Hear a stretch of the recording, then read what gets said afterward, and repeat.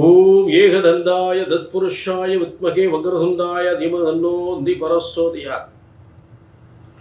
குரு பிரம்மா குரு விஷ்ணு குரு தேவோ மகேஸ்வரராய. Next gen நேர்கள் அனைவருக்கும் கோடான கோடி நமஸ்காரங்களை தெரிவித்துக் கொள்கிறேன். இந்த நிகழ்ச்சிக்கு ஆதரவு தந்த உங்கள் அனைவருக்கும் மீண்டும் பல கோடான கோடி நன்றிகளையும் தெரிவித்துக் கொள்கிறேன். தொடர்ந்து ஆதரவு தாருங்கள். தொடர்ந்து எல்லாருக்கும் சப்ஸ்கிரைப் பண்ணுங்க, ஷேர் பண்ணுங்க. நிகழ்ச்சிக்கு ஆதரவு கொடுத்தவங்க உங்கள் அனைவருக்கும் மீண்டும் நன்றி தெரிவித்துக் கொண்டு, இப்போ பங்குனி மாத பலன்கள், அதாவது தமிழ் மாதம் சித்திரை முதல் பங்குனி வரை. அப்போ இந்த தமிழ் வருடத்தின் இறுதி மாதம் பங்குனி மாதம், தமிழ் வருடத்தின் இறுதி மாதம், விசுவாச ஆண்டின் இறுதி மாதம் முடிவடை போகின்றது. இந்த பங்குனி இறுதி மாதத்தில் என்ன ஒரு விசேஷமான ஒரு அமைப்பு நடந்திருக்கிறது அப்படின்னு பார்த்தோம்னா, காலப்புருஷ தத்துவத்துக்கும் 12ஆம் இடம், தமிழ் வருடத்திற்கும் இறுதி மாதம் 12ஆம் மாதம் ஆக இரண்டும் இணைந்து அங்கே சனி பெயர்ச்சி ஆயிருக்கின்றது மீனராசியில். காலப்புருஷ தத்துவத்துக்கும் 12ஆம் இடம் மீனராசி. ஆக தமிழ் வருடத்திலும் 12வது மாதம் அந்த மீனராசி. இந்த இரண்டு விதமான அமைப்புகளில் அங்கே அந்த மீனராசியில் இந்த பங்குனி மாதத்தில் சனி பகவான் அங்கே பெயர்ச்சி அடைந்திருப்பதுதான் அதற்குரிய சிறந்த பலன்கள். சித்தர்கள் முனிவர்கள் சொன்ன முறைப்படி இங்கே உங்களுக்கு பலன்கள் வழங்கப்படுகின்றன. பிரம்மனால் உங்கள் தலையெழுத்து எழுதப்பட்டிருக்கின்றது என்பதை மட்டும் மறந்து விடாதீர்கள். பிரம்மனால் உங்கள் ஒவ்வொருவரின் தலையெழுத்து கர்ம வினைப்படி உங்கள் யோகங்கள், உங்கள் பிறப்பின் யோகங்கள் பிரம்மனால் எழுதப்பட்டிருக்கிறது என்பதை மறந்து விடாதீர்கள். ஆக ஜோதிட சாஸ்திரம் பிரம்மனால் படைக்கப்பட்டது. ஒரு ஜோதிடத்தின் பலன் அல்லது நான் சொல்லக்கூடிய பலன் சரியா நடக்கல அப்படின்னு ஒன்றும் உங்க ஜாதகம் தப்பா இருக்கணும், இல்லாட்டி ஜோசியர் நான் தப்பா இருக்கணும்.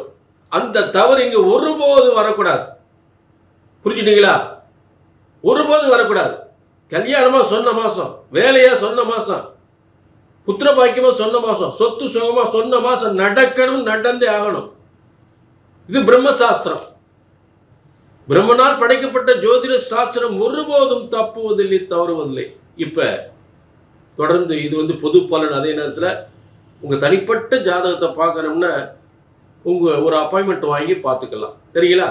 ஆக இப்ப எல்லா ராசிக்குமே பங்குனி மாத பலன்களை நாம் சிறப்பாக பார்க்க போகின்றோம். பங்குனி மாத பலன்கள் மிதுன ராசினியர்களே, உங்களுக்கான பங்குனி மாத பலன்கள். இப்போ இந்த பங்குனி மாதத்தில் என்ன விசேஷம் அப்படின்னா, உங்களுடைய 10ஆம் இடத்துல 9ஆம் அதிபதி 10ஆம் இடத்துக்கு பயிற்சி அடைஞ்சிருக்கிறார். உங்கள் ராசியிலே குரு இருக்கிறார், மிதுனத்திலே குரு இருக்கிறார். குரு ஒரு நல்ல ஒரு பொறுப்பு, நிர்வாக பொறுப்பு, பதவி, நிர்வாகம், அதாவது சுயமாக சிந்தித்து நல்ல பதவிக்கு போகிறவங்க நல்ல பதவி கிடைப்பது, மேல் படிப்பு படிக்கிறது, நல்ல திருமண யோகம், நல்ல வருமானம், இதெல்லாம் தரக்கூடிய இடத்துல குரு உட்கார்ந்துருக்காரு. உங்களுடைய மிதுன ராசியில் இருக்கிறார். அதாவது உங்களுடைய சுய முயற்சி, சுய சிந்தனை சிறப்பாக இருக்கும், பிரமாதமாக இருக்கும். 7-10 உங்கள் ராசியில் இருக்கக்கூடிய நிலை. அடுத்து உங்களுக்கு இந்த 9ஆம் இடத்தில், 9ஆம் இடம் என்று சொல்லக்கூடிய இடத்துல உங்கள் ராசிக்கு அதிபதி, அதாவது மிதுன ராசிக்கு அதிபதியும் உங்கள் ராசிக்கு 4ஆம் இடம் கன்னி ராசிக்கு அதிபதி ஆக 1-4 9ஆம் இடத்தில் பாக்கியஸ்தானத்தில் இருக்கக்கூடிய ஒரு சிறப்பு அமைப்பு. அப்ப உயர்ந்த கல்வி, பதவியால் முன்னேற்றம், பதவியால் பேரும் புகழ் அடைவது. புரிஞ்சுட்டீங்களா? அடுத்து இன்னொரு விசேஷமான ஒரு கிரக அமைப்புகள் இருக்கு. இப்போ 1-4 போய் 9ஆம் இடத்துல இருந்து ராகுவோடு இணைஞ்சிருக்காங்க. மேலும் செவ்வாய் உங்களுக்கு மிக 6-11 பல போட்டி, தொழில் போட்டியில் ஈடுபடுதல். அதாவது ஒரு அரசியல் போட்டியா இருக்கலாம், அரசியல் போட்டி, அடுத்து அரசாங்கத்தின் தேர்வு எழுதி போட்டு அரசாங்க பதவிக்கான போட்டி, அதே ஐஏஎஸ், ஐபிஎஸ் இந்த போட்டித் தேர்வுகளில் ஈடுபட்டு வெற்றி பெறக்கூடிய சிறந்த அமைப்பு. போட்டிகளில் ஈடுபட்டு வெற்றி பெறக்கூடியவன் இந்த செவ்வாய். கல்வியின் மூலம் வெற்றி பெறக்கூடியவன் புதன். ஆக அதே நேரம் ராகு உயர்ந்த பதவியின் மூலம் பேரும் புகழும் கொடுக்கக்கூடியவன். வேற இன ஜாதி மக்களால் நன்மைகளை தரக்கூடியவன்.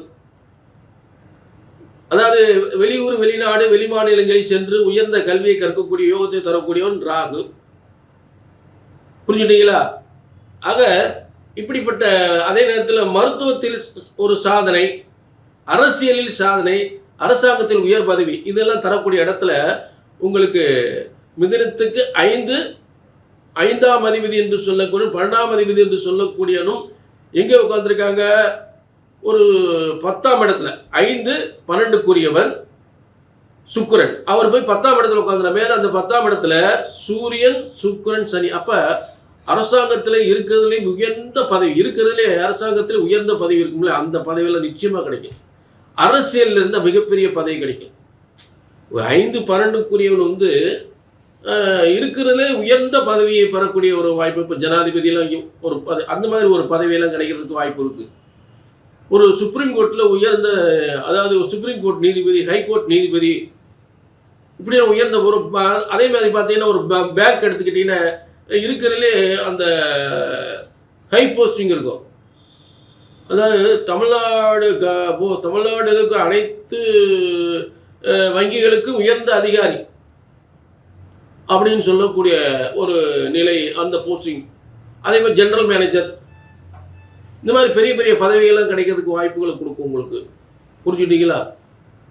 ஆக வங்கி மாநில பொறுப்பு நிர்வாகி அப்படின்ற பதவி, மாநில வங்கி பொறுப்பு நிர்வாகி அப்படின்னு சொல்லக்கூடிய பதவி, இப்படியெல்லாம் நிறைய கிடைக்கிறதுக்கு வாய்ப்பு. ஏன்னா சுக்கிரன் பொருளாதார குருன் வீட்டில் இருக்கிறதுனால இந்த வங்கி, பேங்க் சம்பந்தப்பட்டதுக்கெல்லாம் பதவி கொடுக்கக்கூடியவர். அது சூரியன் அரசியல். இதுல சனி பகவானும் அரசியல் ஈடுபடக்கூடிய மிகப்பெரிய வெற்றி ஏற்படுத்துவான். அரசியல்ல சனி பகவான் தர்ம கர்மாதிபதி யோகம் பெற்று மக்களுக்கு சேவை செய்யக்கூடிய பதவி தரக்கூடியவன் சனி பகவான். இத்தனை சிறப்பு அம்சங்கள் மிதுன ராசிக்கு உண்டு.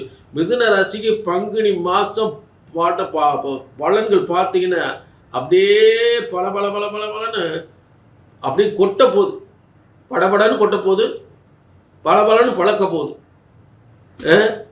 அப்படிப்பட்ட ஒரு சிறந்த யோகமான ஒரு பங்குனி மாதமாக மிதுன ராசிக்கு அமைந்திருக்கிறது.